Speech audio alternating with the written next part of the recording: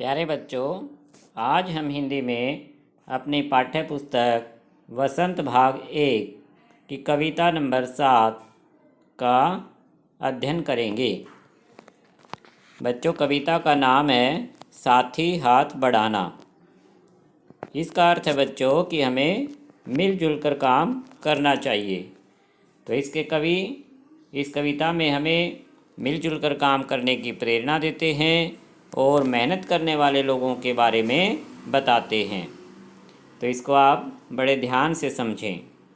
कवि कहता है कि साथी हाथ बढ़ाना, एक अकेला थक जाएगा, मिलकर बोझ उठाना, साथी हाथ बढ़ाना।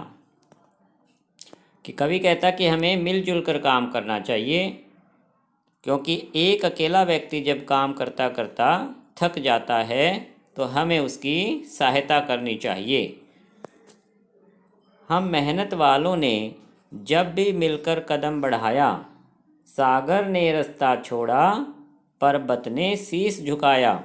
कि मेहनत करने वाले लोग कहते हैं कि हम जब मिलजुल कर काम करते हैं तो सागर यानी समुद्र भी अपना रास्ता छोड़ देता है, यानी हम समुद्र के ऊपर भी रास्ता बना लेते हैं।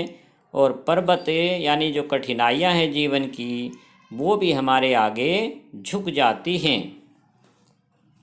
फुला दी हैं सीने अपने, फुला दी हैं बाहें, हम चाहें तो चट्टानों में पैदा कर दे राहें।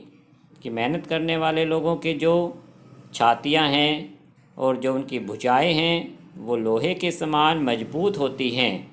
अगर वे इच्छा कर लें तो वो चट्टानों में भी रास्ता बना सकते हैं। साथ ही हाथ बढ़ाना, इसलिए हमें एक दूसरे की सहायता करनी चाहिए। आगे कवि कहता है, मेहनत अपने लेख की रेखा, मेहनत से क्या डरना। कि मेहनत करने वाले लोग मेहनत से कभी भी नहीं डरते, क्योंकि मेहनत उनके भाग्य में लिखा होता है। लेख की रेखा का मतलब यहाँ क्या है बच्चों? भाग्य में जो लिखा हुआ है वही हमें करना पड़ता है। कल गैरों की खातिर की, आज अपनी खातिर करना। कि कल तक मेहनत करने वाले लोग दूसरों के लिए, गैर जो दूसरे हैं उनके लिए मेहनत करते थे, लेकिन आज वे अपने लिए मेहनत करना चाहते हैं, यानी एक दूसरे की सहायता करना चाहते हैं। अपना दुख भी एक है साथी, अपना सुख भी एक। कि जो मेहनत करने वाले लोग हैं उनका दुख और सुख एक समान होता है, क्योंकि अगर एक व्यक्ति दुखी है तो सभी उसके दुख में दुखी हो जाते हैं, और एक अगर सुखी है तो सभी उसमें सुख अनुभव करते हैं। इसलिए सभी का सुख और दुख एक समान होता है। अपनी मंजिल सच की मंजिल, अपना रास्ता नेक।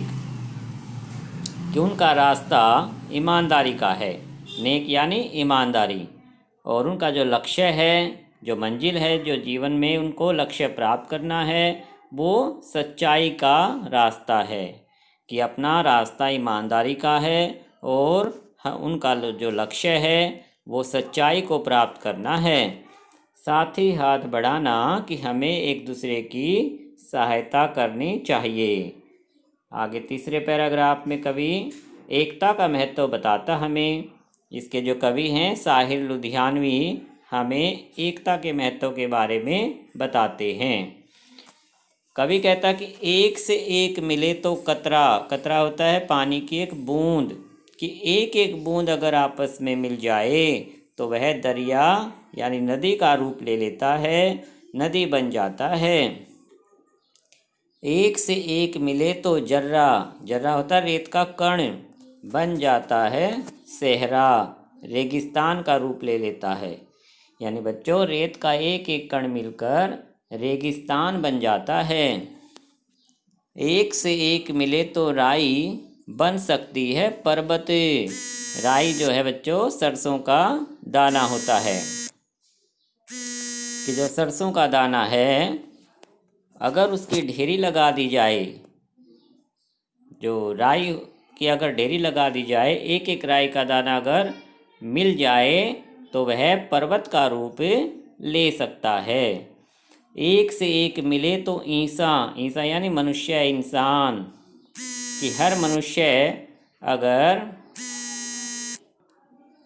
आपस में मिलजुल कर रहें तो वे अपनी बस में कर लें किस्मत, यानी अपने भाग्य को भी वश में कर सकते हैं। इसलिए आगे कवि कहता है कि साथ ही हाथ बढ़ाना, कि हमें मिलजुल कर काम करना चाहिए, एक दूसरे की सहायता करनी चाहिए।